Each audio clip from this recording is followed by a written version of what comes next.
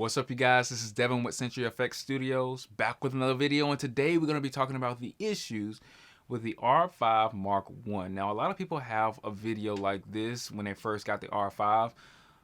I'm sure a lot of people had a laundry list of things that, even though it was amazing on paper, they ended up having an issue with when they got the camera. And I'm going to address some of those things, but some of those things are not my main issue now because software firmware updates have changed those things. So the first thing I want to address is the overheating issue. The overheating issue wasn't an issue after Canon came with the firmware update. So if you buy a used R5, make sure it's updated to the latest firmware.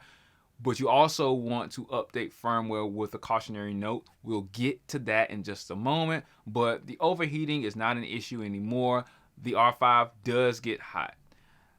Even though it doesn't overheat now and you can cut it off after you update your firmware, it does get hot to your hand, especially if you're using the CF Express Type B to record anything internally, especially if it's 4K 60, 4K 120, or 8K at any frame rate.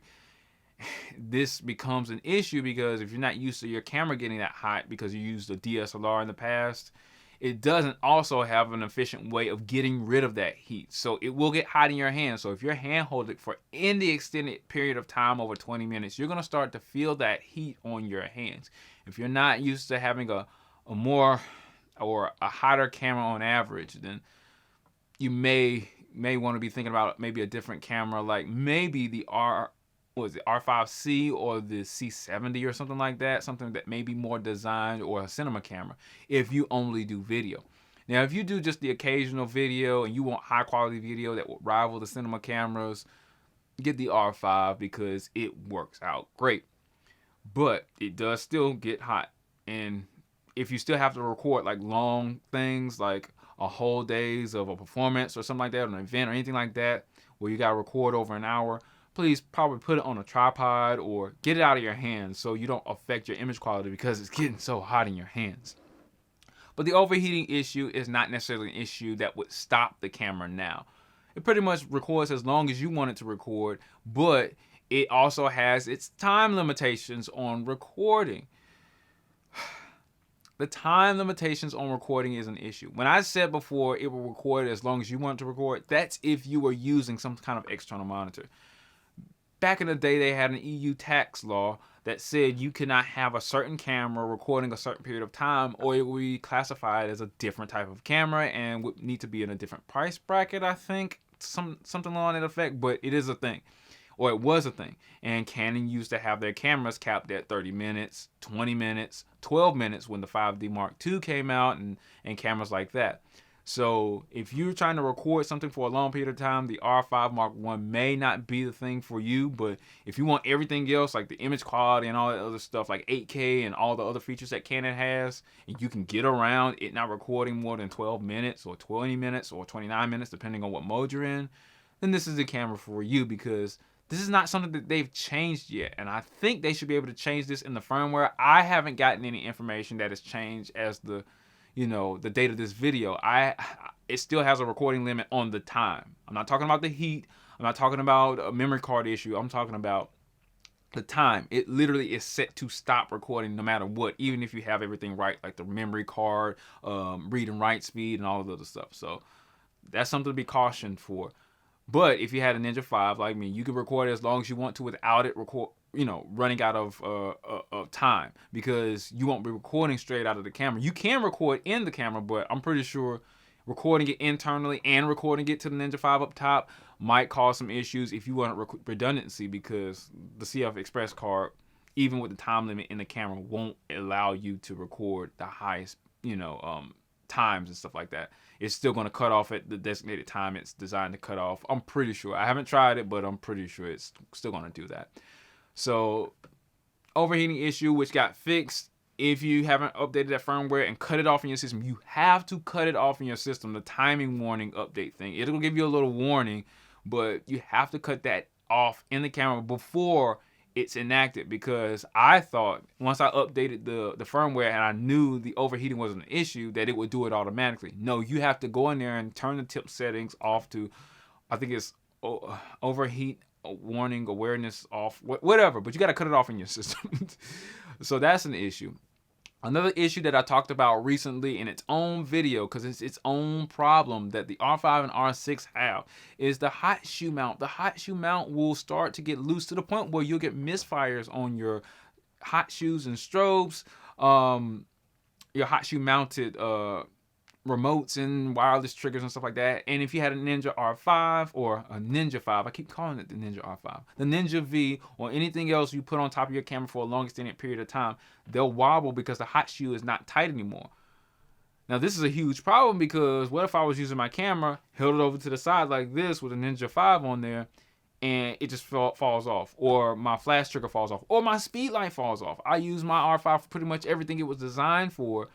So these are some of the things that I'm worried about when I'm going about shooting things. And it was a big issue with me when I had to open the camera up.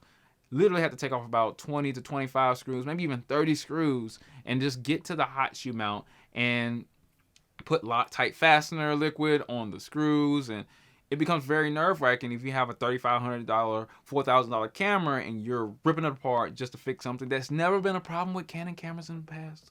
I've had the 80D, I've had the T2i, T1i, 5D Mark II, 6D Mark I, 7D. All these cameras never had an issue with the hot shoe mount. Even when I was using them, I've used them more and longer than I've used the R5 or R6 for that matter. They came out in 2020. They should be cameras that don't have this issue, but for whatever reason in production and manufacturing, Canon dropped the ball. But to Canon's benefit, or a plus to Canon, is that my friend told me that Canon had a recall for these things and would fix it for free. I don't know if the shipping's for free. I don't know if the shipping back is for free.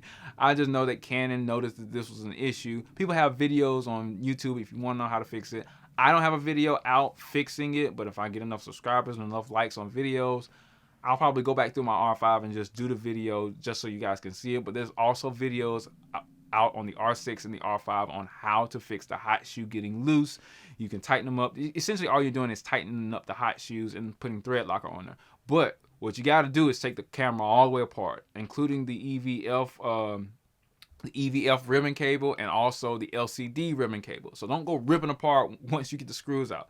You want to slowly open it up and find the ribbon cables that are still attached, slowly pull them off, and slowly pull off the one that's on the LCD screen and the EVF, so you don't rip apart your camera. Come to find out, you need more repairs. If this is not something that you're comfortable with, I wouldn't do this. If you haven't had any experience taking maybe a laptop apart, I wouldn't do this. And I'm only recommending this to the people who have the guts to do certain things like this, because it's not an easy fix if you get anxious and you lose a lot of screws.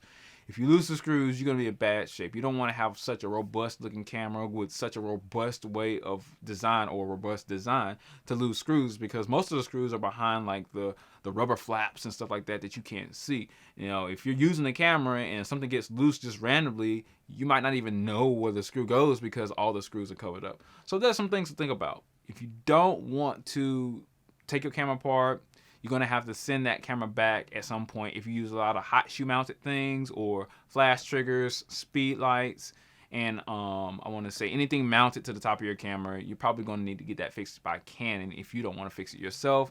I think maybe KEH has the ability to fix it. I haven't called them and asked them. I think they said I emailed them and they said that it would probably be like 300 change plus if you were to get to the hot shoe mount. But I digress. Fix that on your own. Another thing that's an issue with the R5 is the battery life. It's not the biggest issue if you have all of those gold striped LPE6NH batteries. I think that's what they're called.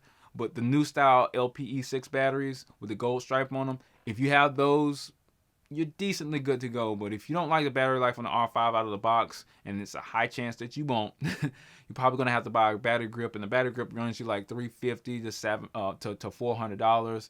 So that's something to think about. In one of my videos, I made a video about a guy who did not like the fact that Canon had such small bodies, which I don't think they do.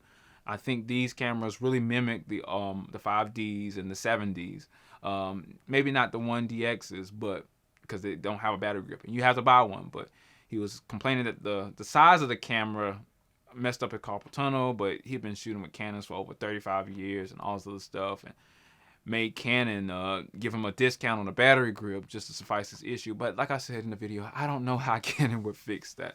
So battery life is an issue on this camera as well. For whatever reason, the R6 Mark II has way better battery life than this camera. Way better battery life than this camera. But I don't know, maybe it's a way the software is being rendered, or the power consumption in the camera is being rendered, or I don't know. But for whatever reason, with the same batteries, the camera life for the battery, or the battery life for the camera, is a lot better. So battery life. Also, this camera at firmware 1.5 will lock up.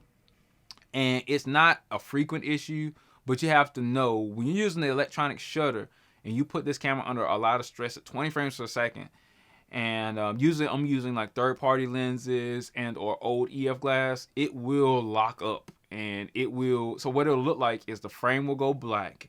And you remember those brackets that you use for 20 frames a second? If you don't know, when you're using 20 frames a second with electronic shutter, it has brackets like this. Well, the R5 will go black, and those brackets will be like you're shooting. They'll be vibrating like you're shooting on the screen. And you'll be like, you can't do anything else. You can't review images. You can't do pretty much anything else. So you have to drop the battery, put it back in there, and then crank the camera back up. You don't, in my experience, I haven't lost any images, and while it's actually stuck in that vibrating 20 frames a second issue, it's not actually recording images. So I don't know, you don't lose time, you don't lose anything on the camera itself. And this has only been in photo mode. I'm taking pictures if I'm shooting over 20 frames a second in very unique situations. Most of the time when I'm shooting 20 frames a second and then immediately I'll hit the playback button, it'll get froze then. Sometimes it just does it just randomly. But if I had the R5 for this amount of time, maybe I want to say twice a month it does it, and I'm shooting almost every other day with it. So take it with a grain of salt. I have the 1.5 firmware version, so that's something to think about. So one of the big selling points with this camera is the fact that it shoots 8K and it shoots high frame rates of 4K, so 60 and 120. The issue with 120 is that it doesn't have sound. And on top of it not having sound, it also automatically plays it back and renders it at 24 frames a second. So when I play the video back in my camera, it's already at the speed it needs to be, which is not fun. Because if I wanted certain parts of the video to be slower than other parts of the video, then I can't do that because everything is rendered together at the frame rate that I'm going to export on my timeline in Premiere Pro. So that means it already has it at the speed slowed down for me straight out of the camera, and I don't like that at 120. Now at 60, you can ramp it however you want to. You can, because it comes out in 60 frames a second straight out of the camera. I mean, that kind of defeats the purpose of having 120 in the first place, because if you have 120 frames a second, and you're shooting it, and you're like, okay, well, why don't I just, I mean, because most people don't need 120 frames a second completely. They probably need a variation between 120 frames a second and 60 frames a second. And the reason being is because not all action is the same. Some action is faster. Say, for example, I was filming my dog jumping to get a treat or something like that at 120 frames a second. Well, maybe at the point where she bites the treat out of your hand, or bites the bone out of your hand, whatever it is, I might want to slow it down right there and then speed it up and then slow it down right when she hits the ground, just for creative effect.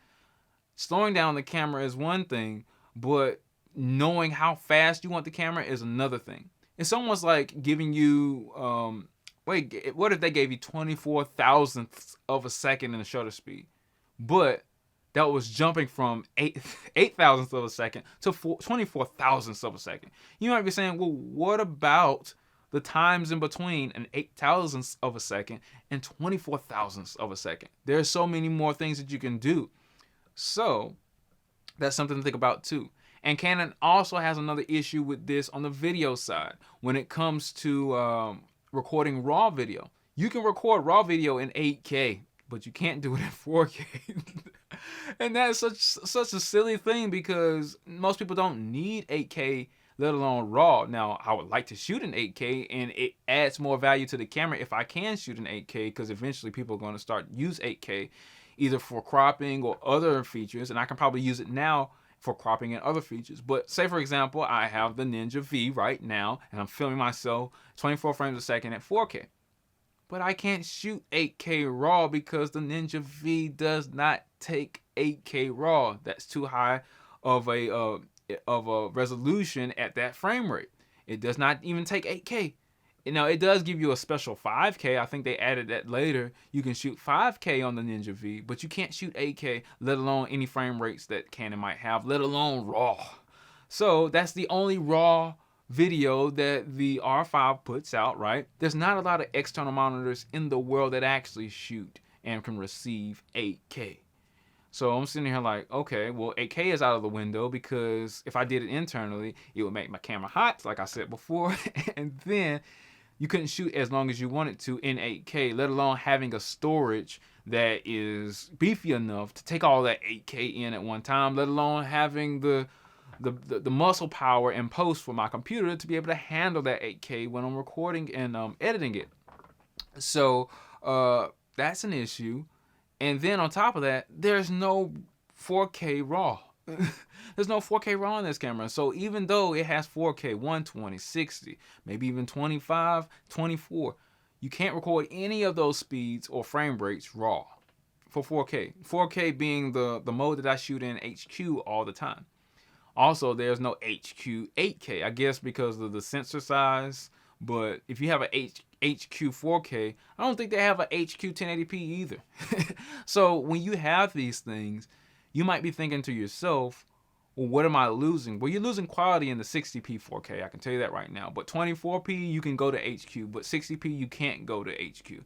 120p, you can't go to HQ. So you're losing quality there because they don't have HQ, and it's common sense that you're probably losing quality on those modes if they don't have their own equivalent HQ modes. The same thing with 1080p. It doesn't have an HQ mode, so you might be losing quality. And a lot of people have done tests, and the R6 does shoot better 4K in its normal mode than the R5 does in its own normal mode. You have to go to HQ. So there's that little drawback. But the way they're doing it, it makes sense because they're oversampling 4K. They're taking that 8K image and using those pixels to make a sharper 4K image, essentially. So they're sampling that bigger sensor size. But with those lower resolutions, they're not sampling the sensor size, I guess, and they're bending the 4K. Now, you have probably a smaller file, but at the loss of some quality too. So those are some of the things to think about. Also, the small HDMI port size. I think it's an HDMI mini to a full-size HDMI. Being a run and gun margin band photographer and videographer, a lot of times when I'm shooting with the Atomos Ninja V, there's either the SD card, the solid state drive slides out a little bit, so that's not the R5's issue, but the HDMI cable comes out quite a bit, and you get shorts in your HDMI cable and all those other things. Well, if you're not recording internally with the R5 along with recording externally with the Ninja V, then you're going to lose footage, because once that solid state drive slides out of the Ninja V, then it stops recording. Or if that cable comes out of the R5, because the cable's so small and the connector is so small, it's just going to stop recording too, or it's going to mess up your video. So when you start taking things out of the internal camera and porting it out to another external monitor, that's all great and dandy until a solid state drive starts sliding out, or the HDMI cable starts sliding out, or the power on the Ninja V starts to decline to the point where it starts to give you battery signals, or the battery signal and the camera starts to decline. But I've never actually had an issue with the battery, so to speak, with the R5 when it's connected to the Ninja 5. I think you get a lot more battery power out of the camera if it's not directly recording anything straight out internally. So that's something to think about. Also, the R5 doesn't have backlit buttons. Now, this is not the biggest issue in the world because you have the LCD screen, and sometimes it shines some light on buttons that you may need. But when you go to start recording, you also lose a lot of functionality over that screen. So backlit buttons would be really nice for the R5 because you have a top lit LCD screen, but sometimes I can't feel that button where the light comes on. And even though the top lit LCD screens is amazing once you get the light on or the backlit system on, it just it has an issue with being able to see the buttons in low light situations. Even some of the buttons are blue. Now I'm used to the R5. I'm used to how it feels, and when I go looking for a button, I can just waft my hand around it and actually, or just move my hand around it and actually find the button that I need without having too many issues, especially the playback button. I always know where the playback button is, and I can put my eye up to the LCD screen or the viewfinder here, and I can actually toggle buttons without having to look at the camera. But another issue with the camera is that when you start recording, you lose a little bit of functionality like the histogram and the leveler. Also, it is hard to white balance this freaking camera. Unlike the Panasonic and the Blackmagic Cinema 4K, two other cameras that I use, the Panasonic G7, which is a camera that is really old right now, and it doesn't cost remotely as much as the R5. You can pretty much white balance by just putting something in a box and hitting register, and it'll register the white balance, and you can see it change immediately. Where the R5, I think in most cases, you really have to go into the menu system, take a picture, then register that picture with custom white balance, and then white balance using that reference. So go to that picture and review, then hit white balance. And that's a lot of stuff. That's a lot of stuff, Canon. If there is a way to white balance the R5, I think there is. With just having like a box up there or putting something up to the screen and just hit register, that will be amazing. But to this day, white balancing has been annoying with Canon cameras. With all Canon cameras, 80D, 70D, all the other cameras that I've had, white balancing is annoying.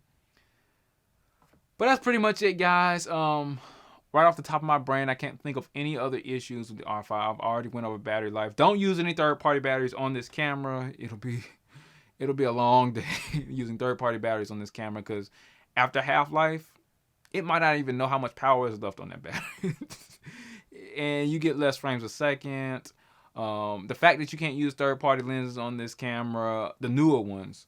The older ones I can use fine. I'll use all kinds of art lenses, but there's a whole bunch of other little caveat things, but those are the main things on my brain right now that slow the R5 down. Put them in the R5 Mark II, and you have an ultimate camera. Maybe a little bit more megapixels, maybe a little bit better autofocus system.